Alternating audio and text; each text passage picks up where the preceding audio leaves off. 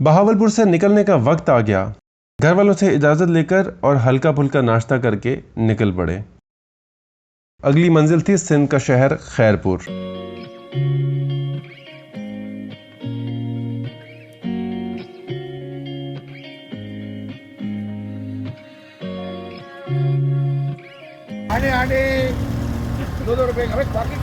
महल्लात के शहर बहावलपुर को खुदाफिज कहा और कराची की जानिब सफर फिर से शुरू हो गया।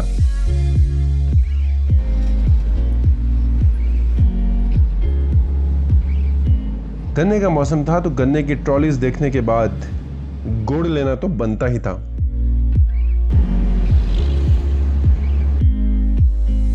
डॉक्टर शहजाद लगारी साहब के पुरजोर और पुरखुलूस इसरार पर दोपहर का खाना उनके यहाँ रहीमाबाद में तय हुआ। अभी आपका शीशा मैंने ब्लॉक किया हुआ जरा।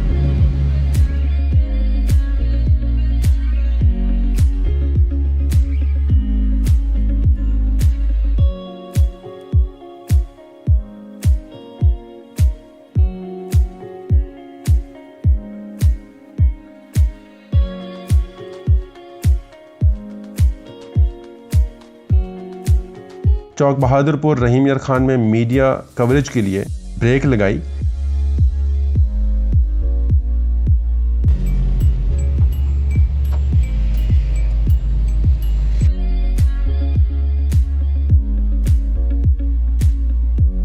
और मेरी हैरत में इजाफा तब हुआ जब यह मालूम पड़ा कि यही रोड भोंग मस्जिद की तरफ भी जाती है।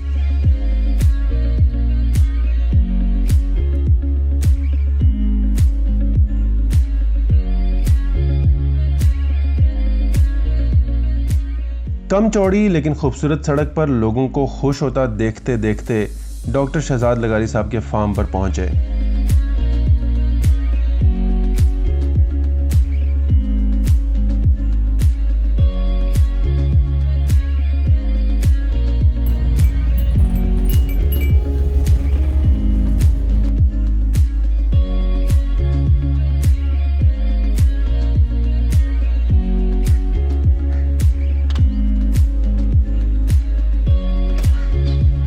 हाँ सी था तो किमें लगता पे चंगा कितना एक इतना ज्यादा हाँ माना तू दस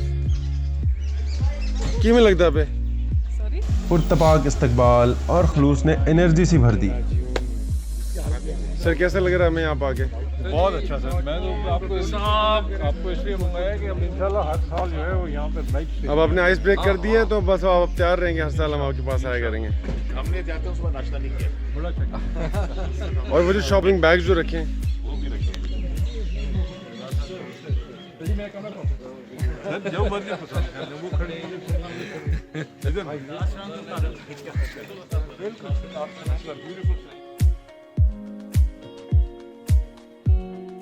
खाना लगने से पहले ड्रोन को जासूसी करने भेजा कि जाके चेक करके आ कि क्या क्या पका है।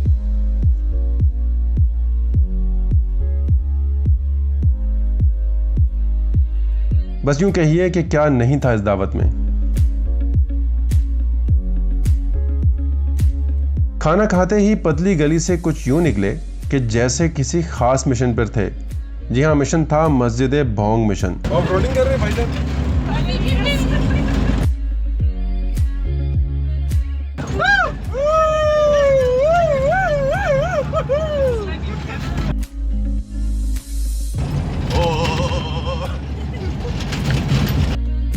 भाई नहीं हो, थोड़ा सा रास्ता दे दो।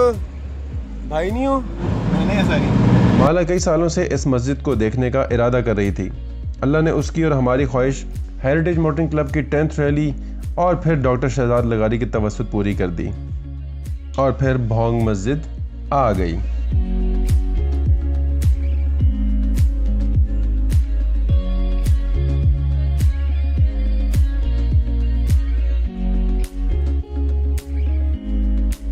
इस मस्जिद की तामीर 1932 में एक मुकामी जागीरदार रईस गाजी मोहम्मद ने शुरू करवाई।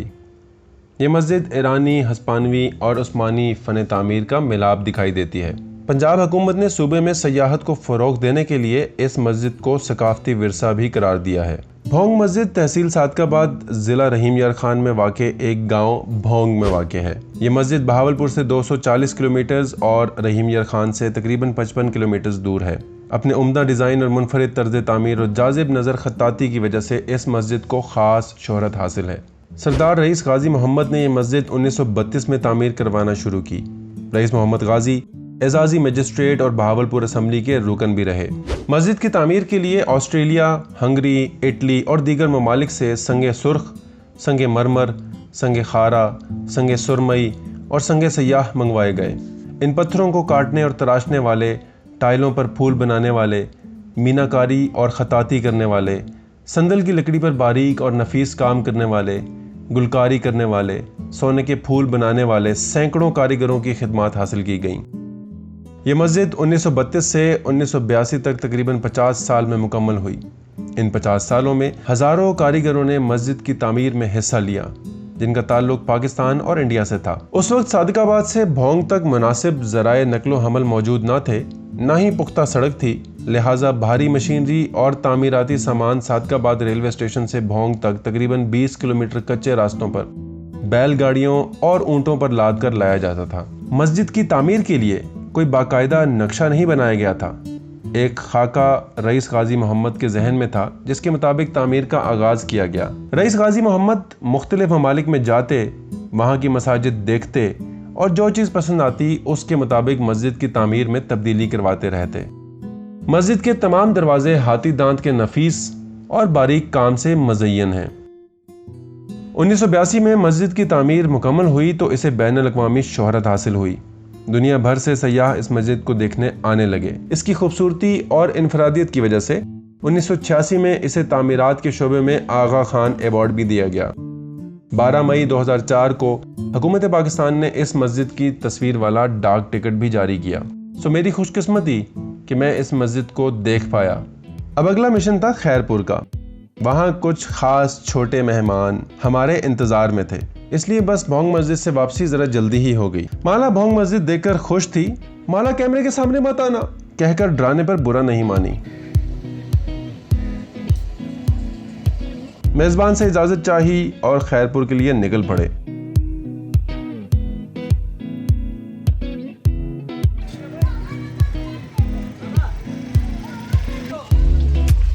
जाहिर शाह साहब की शफकत देखकर आजकल का कोरोना याद आ जाता है, लेकिन ये वीडियो कोरोना की वबा फूटने से 1 माह कबल की है।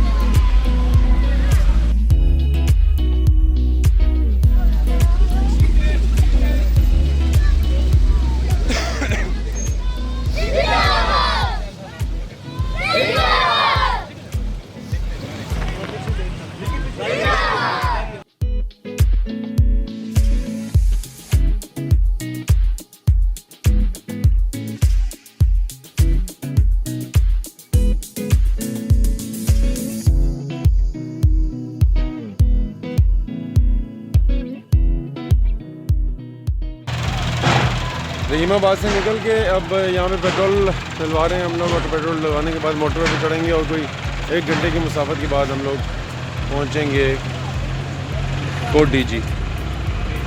स्टीयरिंग बॉक्स की प्ले को कम किया जा रहा है। गुड। और ये देखें ना, साथ हमारे जो एक्सपर्ट लोग होते हैं मौजूद होते हैं और ये जोर लगा रहे हैं। चेक करें। देखा जी, थैंक यू। हाँ जी, काम कैसा हुआ है? काम जनाब बिल्कुल बेहतरीन हो गया, 1 नंबर जैसे फैक्ट्री से होते हुए निकला था। गाड़ियाँ हम सारी देख रहे हैं, लोगों का हजूम देखें, छोड़ें आप सब कुछ, लोगों का हजूम देखें। और लोग इकट्ठे हो जाते हैं, पूछते हैं कहाँ से आई हैं। चाइना की गाड़ियाँ हैं, आपने चाइना से इम्पोर्ट की।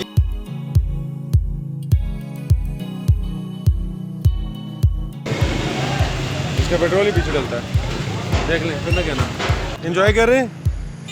अब हमें ड्रॉप करने जा रहे हैं सिर्फ मोटरवे तक? लाहौर निकल जाए। अच्छा, वहाँ से मोटरवे पे लाहौर निकल जाएंगे। अच्छा गुड, चलें। ये भी साथ ही, आप भी सही मुसाफिर हैं। यहाँ से हम सभी लोग मोटरवे पे चढ़े। बस फ़र्क सिर्फ इतना था कि हम कराची के लिए और हमारे मेज़बान डॉक्टर शहजाद लगारी लाहौर के लिए।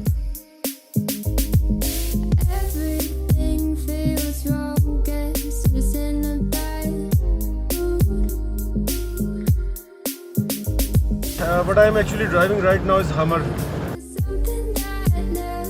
हमने डॉक्टर शहजाद लगारी साहब के फार्म हाउस पे एक बहुत ज़बरदस्त सा डिनर किया और उसके बाद हमने बोंग मस्जिद को विज़िट किया।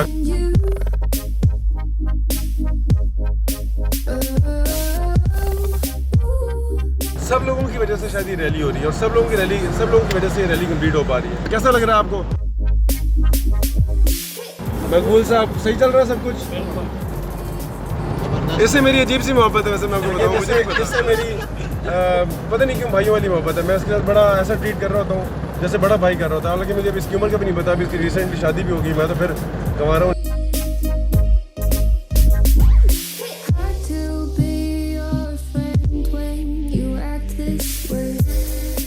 लियाकत भाई की गाड़ी का एक्सल निकला और फिर क्या किया उन्होंने, आपको नेक्स्ट एपिसोड में बताएंगे। अल्लाह की मेहरबानी, कोई मसला नहीं। This is part of game, Allah का शुक्र है थोड़ी सी चिंगारी निकली है।